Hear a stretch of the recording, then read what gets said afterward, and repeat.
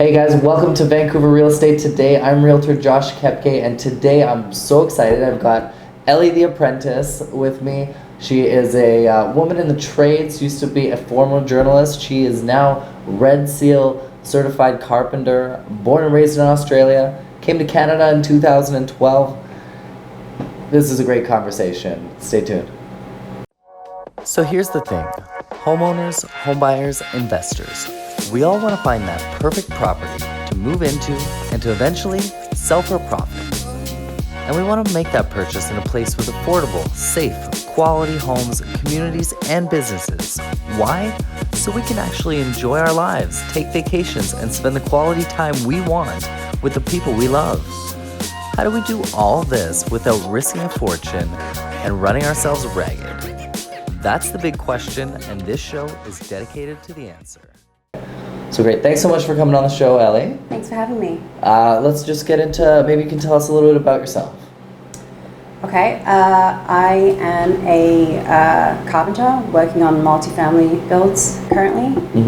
I went through an apprenticeship with BCIT, and that was back in 2015 I started. I used to be a journalist in Australia, and when I moved to Canada I changed things up. Yeah, tell me about, what part of Australia are you from? Where are you from? Sydney, Australia, born and raised. Sydney, Yeah. Big city, Australia. Yes, it's the biggest city in Australia, probably the most well-known for many reasons. So I hear Sydney is more like Toronto and Melbourne is more like Vancouver. Is that hold up? Is that true? I would say Sydney is like Toronto in that it's the biggest city. I don't know if I would agree with Melbourne being more like Vancouver, because Melbourne is actually a pretty big city too. It's probably more cosmopolitan than Vancouver. Yeah. But yeah, there is a bit of a big city rivalry there between the two. I've never lived in Melbourne. I've only visited once, so I'm probably not the best person to speak. Fair enough. To that. And I've not been to Australia, so what can I say? Well, you got to get out there for sure. It's a long flight. It's It is a long flight. It kills me every time. 15-hour direct flight to Sydney, and it really does me in. You can eat in a week on either side just to recover from the jet lag. I bet. Yeah. And then you got to get used to the water But if you've flow never another way. been, you got to do it. I didn't realize how unique Australia was until I came here. Do I have to worry about sharks and spiders and snakes? You absolutely do. You got enough spiders in North Van? Yeah, the spiders over there, I'm not a huge fan either, but here they're at least not the size of the palm of your hand. They're not going to kill you. Where my parents live, it's a regular occurrence where you just walk out the back door and there'd be a huge spider just like this big sitting on the glass. But they're harmless for the most part. It's like the geckos on the wall when you're traveling in Asia. You just go, it's just there. It's not going to come in the bed. They're probably more scared of you than you are of them. Okay. Don't worry about it. I'll get there. Don't let that stop you from going there. It won't. I'll get there one day. Yeah. I just, on my world travel trip, I came back home and I just decided maybe it's time to grow up and get into business instead of continuing this adventure around the world. And I kind of didn't have the money. You got lots of time. Australia will still be there when you're ready. That's it. I can always do it. So let's get into why did you end up coming to Canada? Because you left Australia, came over to Canada in 2012. What brought you here and to Vancouver? I met a boy in Australia. Yeah. He was a Canadian. We're good at that. Yeah, originally from Montreal. And we ended up coming here together because he works in the film business and a lot of the work over there had dried up over there. So we decided to come here together. It was meant to be like a short stint, maybe for a year or so and then go back. And 7 years later, I'm still here. Fantastic. Yeah. And you're liking it? I do. Obviously. I do like Vancouver. I think what keeps me here mostly is work. I don't know if I would, if we had gone back sooner than we actually were planning to, that I would have ended up in the trades. Right. Yeah. And so what part of Vancouver do you live in right now? So when we moved here, we were downtown, but I'm now in North Van. Okay. What part of North Van? Up near Grouse Mountain. So that's Canyon Heights, like Edgemont. Near Edgemont Village. Oh, okay. Yeah. Ooh, that's a budding neighborhood right now. Is it? A lot of construction going on. Well, I haven't been up for a little bit now, so maybe the construction's died off. You would know more. Yeah, they've just finished 2 developments right around Edgemont Village, and they look great. They're more like townhouses, but definitely multifamily, kind of a low density living. Really expensive. And I bet, what do they kind of start out at? Oh, you know what? I haven't looked at them for the past year or two, so I don't want to pigeonhole myself into a price on those ones. Yeah. But they're not your everyday like downtown condo, because it's where everybody wants to downsize to, right? Edgemont is one of those neighborhoods in North Van that everybody really loves. It's really desirable. It's walkable, which is not a big thing in North Van. Yeah. And just by nature of that, all those people in those 3 million houses, 2 million, $3 million houses downsize and purchase there, if not Lower Lonsdale. Yeah, there's actually quite a few empty lots there with signs up saying that they're building more of this, like 3-4 story style condos. So, I mean, it's probably going to be expanding quite a bit. I would imagine that the price would have to be, easily going into the millions, even for just like a 1-bedder, 2-bedder. Yeah, it's got to be more than 1,200 a square foot. Yeah. Thing. Yeah. Okay, well, what? So you came to Canada, you gave up, and now you're in the trades. But how did you get started in the trades? You started in woodworking as a hobby, I think I read. Yeah. And so, what brought you to even to pick up woodworking as a hobby, as a journalist? When I left Australia, I was really fortunate. My employer found a way for me to bring my job with me. So I ended up working from home for 3 years as an editor. And I guess I sort of became disillusioned with the idea that I could write for an audience in a different country. So to distract myself from the situation, I started doing a lot of DIY projects at home. Just, buying chunks of hardwood, just experimenting. I sectioned off the den and turned it into my little workshop. Cool. Much to the dismay of my boyfriend at the time. And I started just building little, I tried building furniture, and I did little wooden toys for kids. Awesome. Yeah. What kind of toys? So it's kind of started off with little animal-shaped, rattlers. Okay. And then I sort of wanted to experiment more with the joinery side of things. So then one of the things that I tried making was those activity gyms that babies lie under and there's things that hang off them. Yeah. So I wanted to try and make one of those out of maple, but I wanted to be collapsible without any kind of metal fasteners. So then I painstakingly decided that by hand I was going to do these sliding dovetail joints so that the legs would slide in and lock in, and then you could take it apart and then have it collapse flat. And it was like it worked, and I ended up giving it to a friend as a gift. But after that experience, I was like, that was the hardest thing. It's way harder than it looks. And I didn't think that I was really cut out for doing it full time. But I enjoyed working with my hands. So that's when I thought, well, why couldn't I explore doing this for a living? And so I did a Google search. Didn't know anybody in the trades. Didn't know anybody who could help me. Yeah. And I found a apprenticeship program at BCIT, Carpentry Apprenticeship Program, and it's really a pre-apprenticeship. They called it the Foundations program at the time. So you do levels 1 and 2, and you get 450 work-based hours. And I felt that this was my only way of getting my foot in the door, getting into the trades. I felt that going around knocking on doors, asking for a job with no experience was the odds weren't in my favor. So this was my way of sort of getting my foot in the door, and I think in hindsight that was the right thing to do.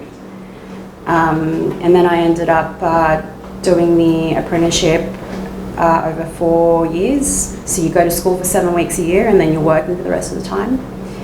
And and then I wrote my Red Seal exam in February and got my ticket in July.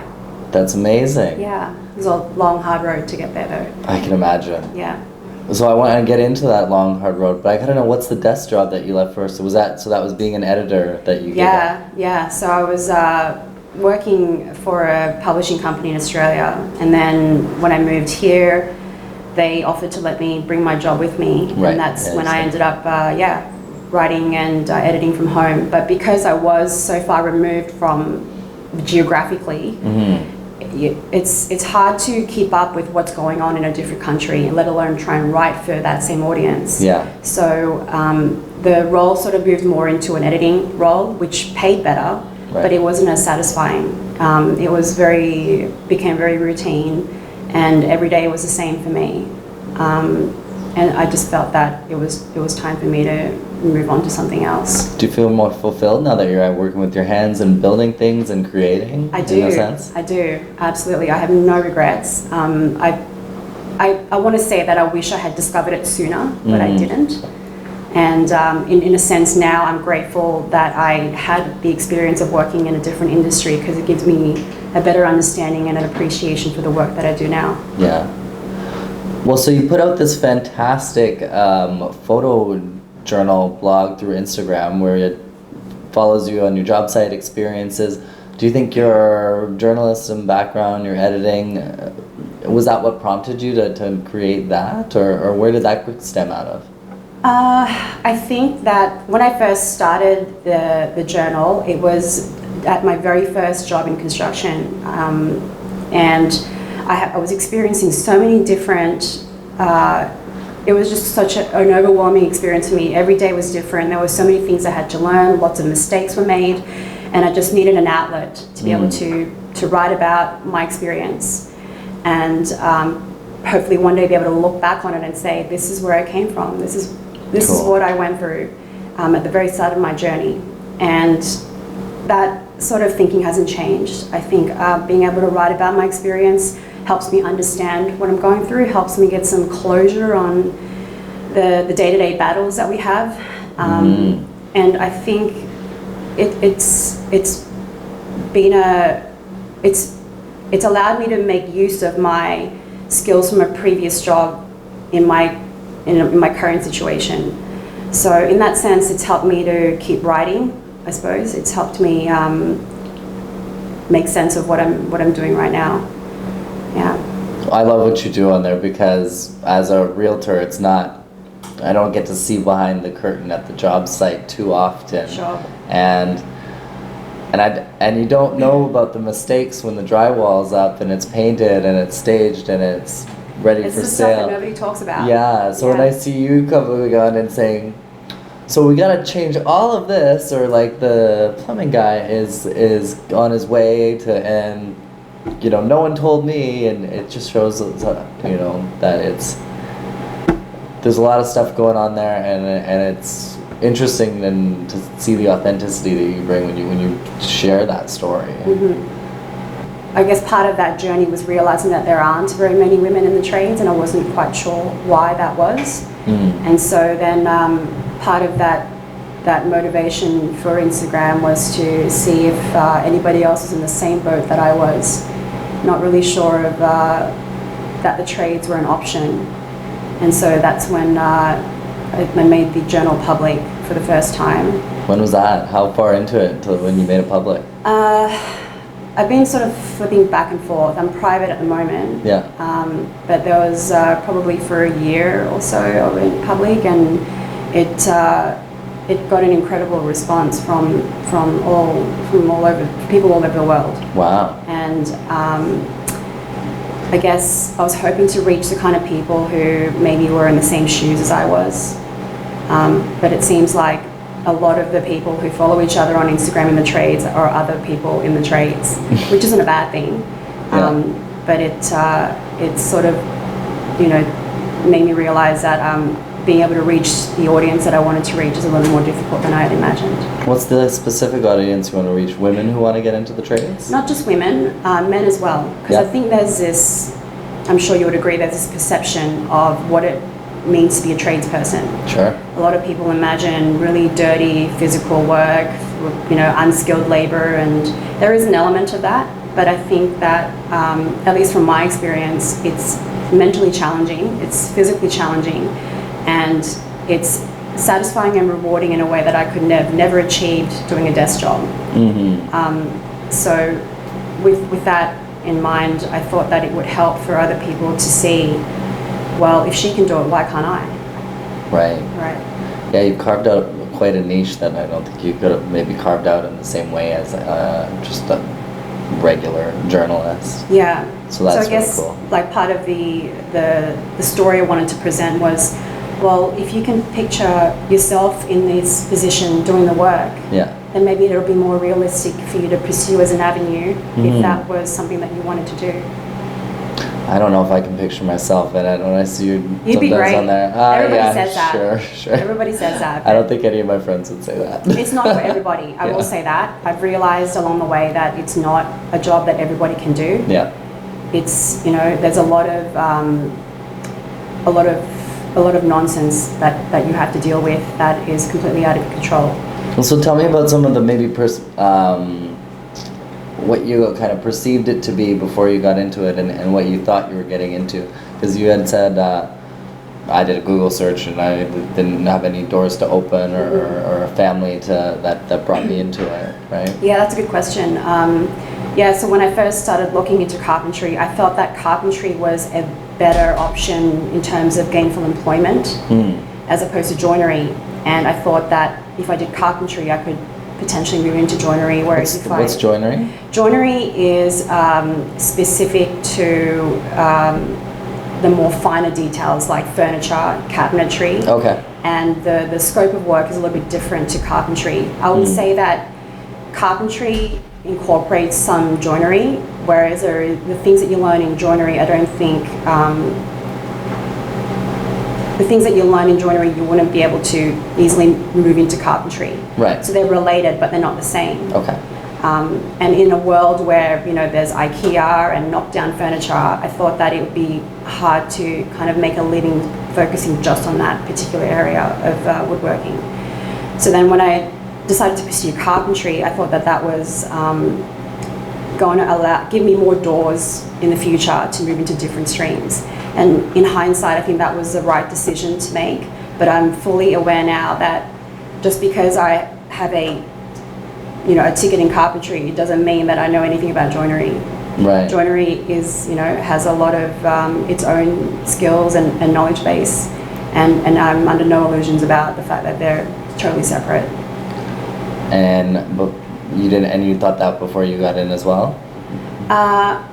So yeah, I guess what did you imagine the job site to be before you stepped into one? Before I signed up for the carpentry Very different program, than a desk job environment. Yeah. Well, I would walk around the city, and I would go past construction sites, and I would look in through the fence, and I'd watch these people working. Yeah, and I was absolutely fascinated with the work that they were doing. But a lot of the times, like what you see from the street at that stage is a lot of the hard, heavy labor. So you have all the formwork going on. There's really big panels that go up. Everyone's wearing harnesses, and there's rebar everywhere. And I thought to myself, maybe there's a reason why there aren't many women in the business. It's because, first of all, it looks like the work is physically strenuous. They're big dudes. They're big dudes, all wearing hard hats and cigarettes hanging out of their mouths, and so you build up this image of, okay, well maybe there's a reason why. Maybe I'm crazy for wanting to go down this path. And I thought that the only way to find out was to actually try it for myself. So instead of going to these places and asking for a job, I went and did the pre-apprenticeship program. I thought, well, I'll do the levels 1 and 2. It'll be a 6-month thing. What's the worst that could happen? And so, like when I started going down that path, I realized that carpentry is not what I thought it was by any means. The scope of work is so much bigger than I would have imagined. I just wanted to go and learn how to build things. Yeah. And I came away with so much more. It's like my journey in real estate. I just wanted to help put some people into some homes, and I came into it and went, this is a mammoth sector that everybody's involved with, and you can never know everything. No. So how exciting is that to be? And it's never going to be boring. No day's the same. I think that's the same experience you have. Yeah, totally. Generally. And what's been your biggest surprise since getting into this over the past 5 years or so? The biggest surprise is that it's not so much about the work necessarily. I mean, it is, but there's also a big component on the social side of things, working with the people. Interesting. It's the kind of job where, unlike my desk job where I was sitting working behind a desk most of the time on my own, you wouldn't really talk to that many people. Yeah. in construction, the job cannot get done unless everybody is working together and communicating together. It requires so many different moving parts to get to the end, to get to the finish line. And that's the part that I found really surprising is you have to be a team player. You have to be able to work with other people. And a lot of these people have very different life experiences to you. I've been really fortunate that I've had been working with people who have been nothing but supportive and encouraging from day one. I know that's not everybody's experience, but I think that's an underrated part of the job is how much you depend on other people to get the job done. Yeah. So you say everyone's a team player, but I think I've heard you say, because power is a electricity is something in demand on a job site. Everyone's got a skill saw or something that needs to be plugged in. Yeah. And do people sabotage each other and go like, I need the plug right now, screw In this my guy. experience, it's not deliberate. Yeah. It's never deliberate. The people the trades that are on the job site, almost as long as we are, as the carpenters from start to finish, would be the plumbers and the electricians. And we get along really well with those two trades on our job. So when someone pulls your power, you know that it's not someone doing it deliberately, but it does make you mad because then you got to spend the next half an hour trying to figure out who unplugged you and who else you can unplug to get yourself plugged back in. So it's a battle for sure, and it's one of those things that you can't help. There's a limited amount of power on the job, and there are so many things that need to get done. In the end, we all have to just pull our heads in together and figure it out. That's what makes it fun a lot of the times, and frustrating. It sounds really fulfilling compared to working in an office environment. Yeah, for me it has been. I wouldn't say that that might be true for everybody, because it's everybody's different. Just like all the different industries catered are well suited to different people. I just happen to be fidgety in general. My mind doesn't shut off, and I so know how that goes. I feel like I'm better suited to an environment where there are these kinds of challenges.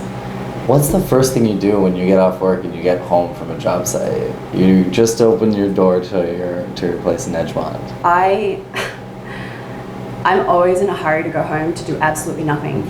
Collapse. It's so draining, and I also find that because I am so invested in the process, I spend a lot of my own time thinking what I think is doing nothing, but really I'm trying to think of how I can make my life on the job site easier.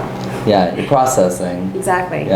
Processing it and just reflecting back on what happened that day and what I can do differently tomorrow. What I want to know is, do you collapse onto the couch with rain-drenched clothes on a day like this, or do you shower? What's the routine? I do. I come home and I shower. I have a personal rule of never sitting down on my couch with my work clothes on. What color is your couch? I just got a brand new couch, and it's like a light grey, kind of like the color of your sweater. And I know how it is. Like you always end up with caulk or sealant or something somewhere on your body. And it inevitably ends up everywhere. So I always make a habit of jumping straight into the shower as soon as I get home and getting changed. Because all the sawdust is what just tracks in everywhere. It's just amazing. You think like you do due diligence, and still my car's terrible. It's the worst. Sounds worse than having a dog. It is in many ways. It's similar because it just ends up everywhere. That's fair. So let me ask you, as someone in the trades, what's your perception of people in other elements of the real estate world, whether it be like, how about an architect? What's your experience been with them? What do you maybe think about them? And I asked this because we just came from the Architect and Design Film Festival that we checked out a couple weeks ago. So it's a which good was time. Amazing. I learned a lot going to that festival, speaking to different people who work in architecture. Because I've always had, as someone who works in the field, I'm not privy to a lot of the details and the information that comes from the architects. We get, the instructions go to my boss, and then my boss passes that instruction on to me. And even though we're the ones doing the work, we're not really in a position to question it or suggest alternative solutions. And it can get frustrating because there are things, the reality of what's happening on the job site is often different to what's drawn on the plans. So I guess, there are many times when I'm like, I wish the architects would come and do site visits more often so that they can see what it means for us to do the work that they envisioned on the plans. It's not like I can go up to them and say, hey, you guys need to, come more frequently, do your job, because I don't know what it means to be an architect. Yeah. All I know is that we have to deal with the consequences on the job site along the way, and it makes you wonder if the architects know, or if the engineers know, or Right. if the people in upper management know exactly what it is that you're asking for by making this change or by insisting that we do it a certain way. Yeah. Who visits the site while you're working on it? Who do you see stroll through? Is it architect? I mean, it's the GC, the general contractor, I imagine, comes through. As realtors, sometimes we come and visit buildings as they're going up, and that we've got a market, maybe to give some input on this needs to be a bigger bedroom or something like that. Who do you see come through? On any given day, there will be many faces that come through that I have no idea who they are. Yeah. Sometimes the architects will come by. They've been coming by more frequently on this job, which is pretty cool. But we also have some different types of headaches on this job that are coming up earlier on in the stage of construction. So I couldn't tell you. I think a lot of the times it is architects, it's engineers, it's surveyors, and property management type people. Do you ever see interior designers, or would you know? I guess it might be sometimes the only lady coming on site. So the nature of the work that we do means that a lot of the interior design decisions are made by us as a builder. We don't get a lot of that's part of the frustration is I don't know anything about design. I know interior design itself is a science and an art, and I have huge respect for the people who do that work. So when we're tasked with figuring out a way to put up some wainscoting or figuring out what kind of trim would work best, it frustrates me because I don't know anything about what would look good. I just know that when it doesn't look good, I just don't know why.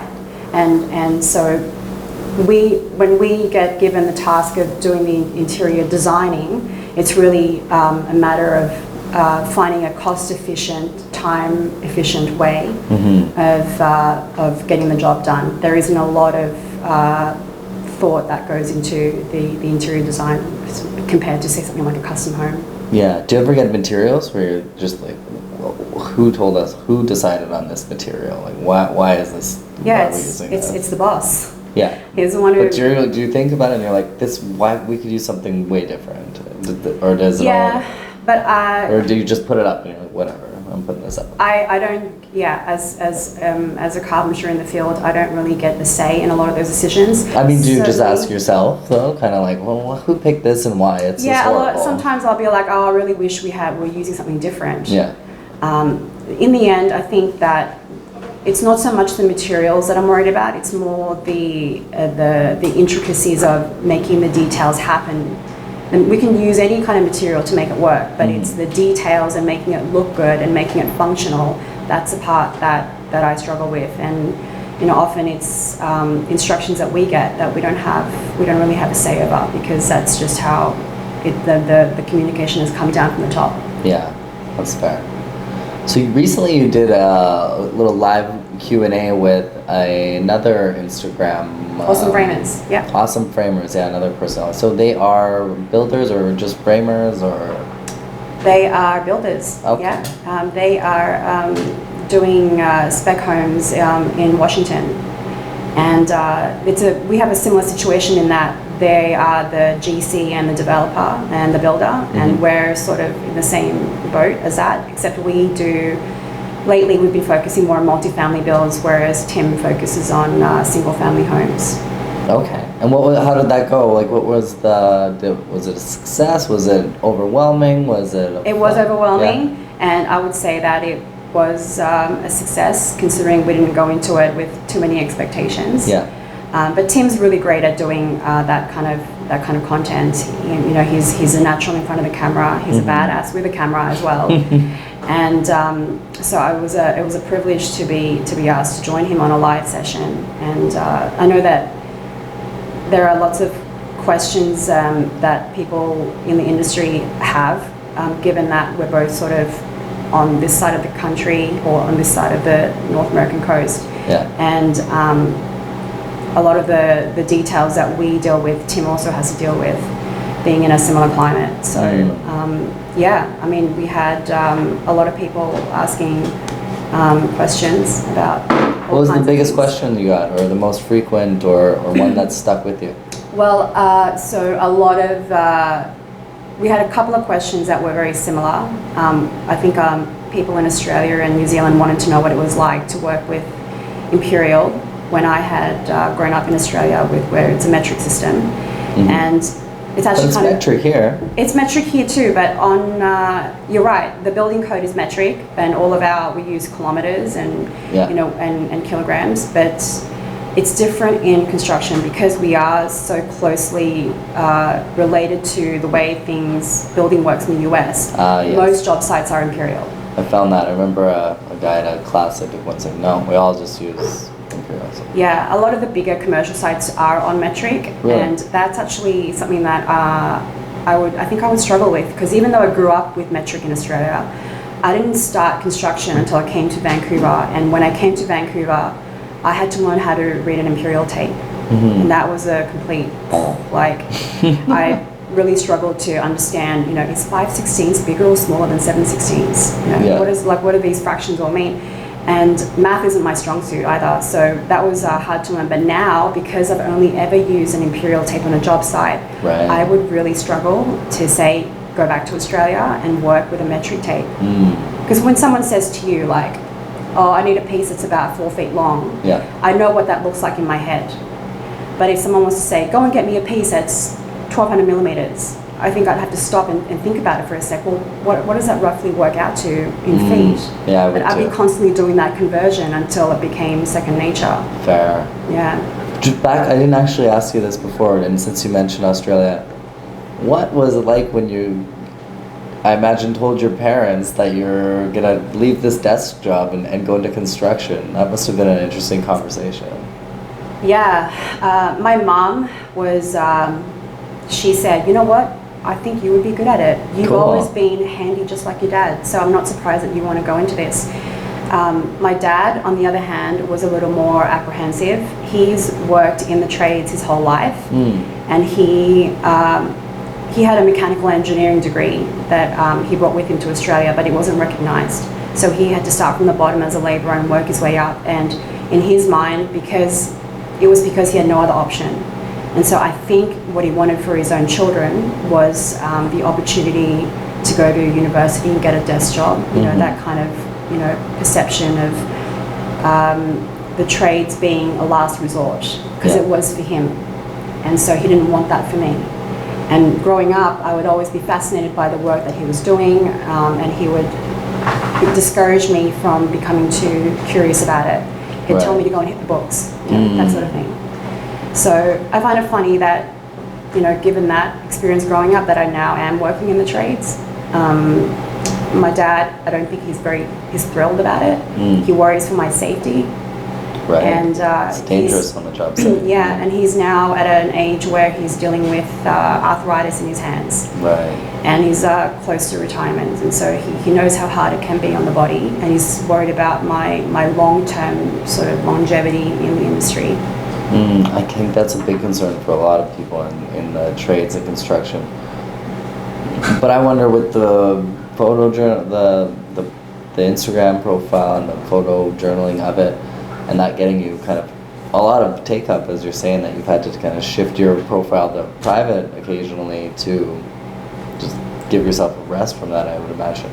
Does that maybe open up some doors for you down the line as you learn more each year? I mean, you said you just recently become a Red Seal certified carpenter, so do you see yourself always on the tools, or one day running the site? So I had this discussion with my boss a little while ago. He's like, well, where do you see yourself in 5 years? What are your goals? And I said to him, well, first of all, I'm just trying to make it to Friday. But you know, if I was to think about it long term, right here, right now, I would like to think that I would be still on the tools for as long as I can be. I didn't leave a desk job to go back into a desk job. Right. But that's a part that I didn't learn until, I guess, in the last couple of years, is that especially in the kind of carpentry trade, there are options to move into a position where you do have more of a say. And you get to be part of the process even before we even break ground. So that option is there to move into, say, more of a project management or a supervisory position over time. But it does mean that you have to get off the tools. I spoke with someone recently who's been in the industry for many, many years. He's been doing this a really long time, and he said, unfortunately, if you want to be progressing in the industry, it means that you will have to get off the tools. So it's something that I think about. It's not something that I'm worried about right now. I have such a long way to go before I feel that I'm in a position to even start considering that side of things.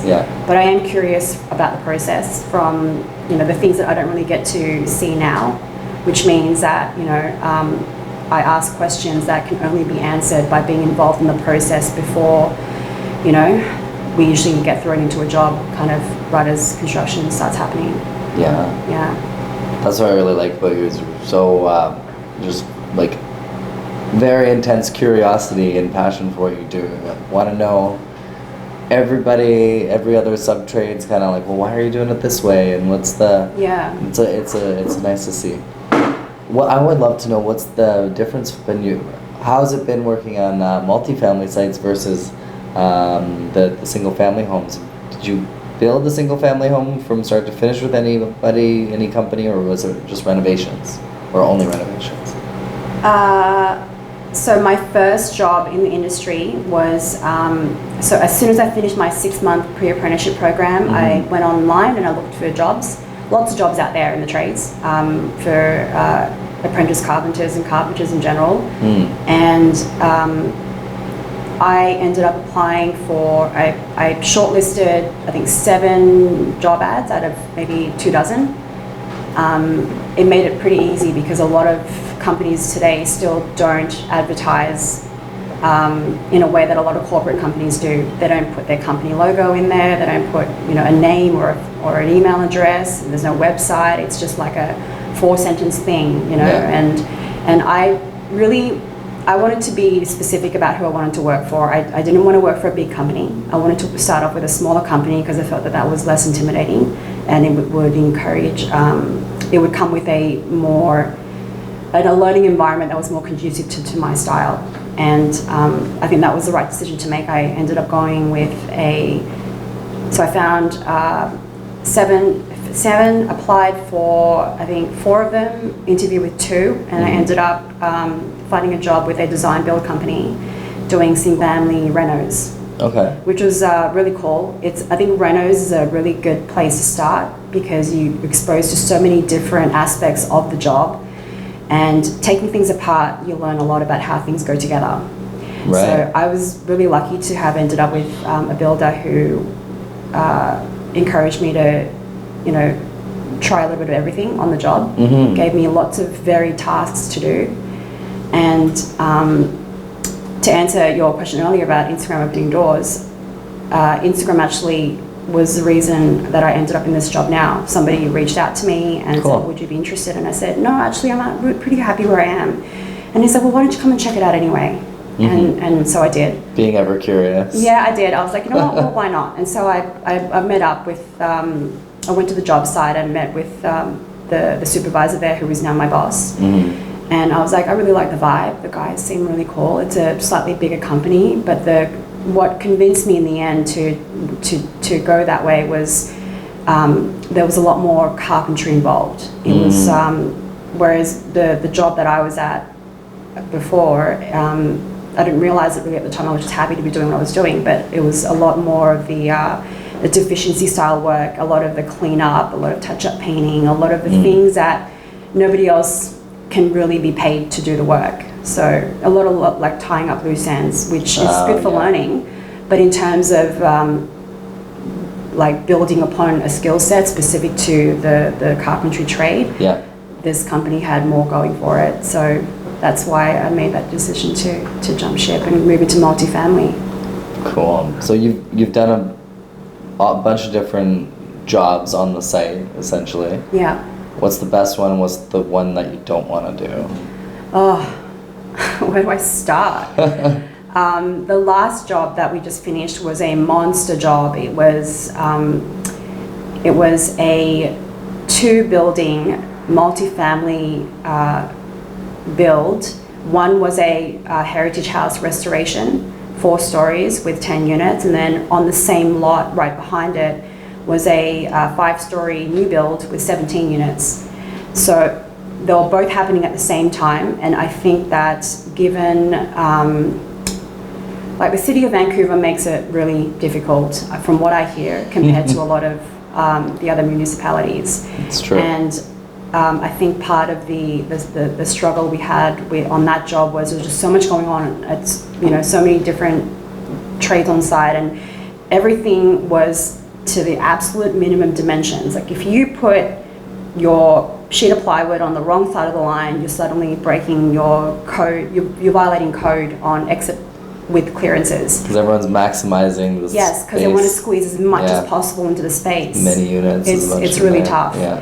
And that was my first exposure to a lot of the fire code related stuff, so fire blocking. Right. And anything to do with the code, that was really like my first sort of like eye-opening experience with, wow, these are the consequences of doing something without planning for the future. Sure. You know, when there's, it's all fine and good to go with the numbers on the plans, but did the architects include the fact that there's going to be a 1 3/4 inch drywall assembly there? Now all of a sudden your cabinet now needs to be shrunk down because it's going to be impeding into the doorway. You can't flip the assembly because it's affecting your common area clearances.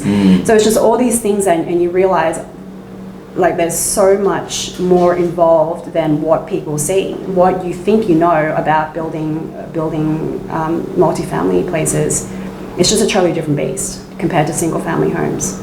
So it's a case of measure twice, cut once, and maybe we need to measure more than twice. Measure 3 times and redo it 5 times.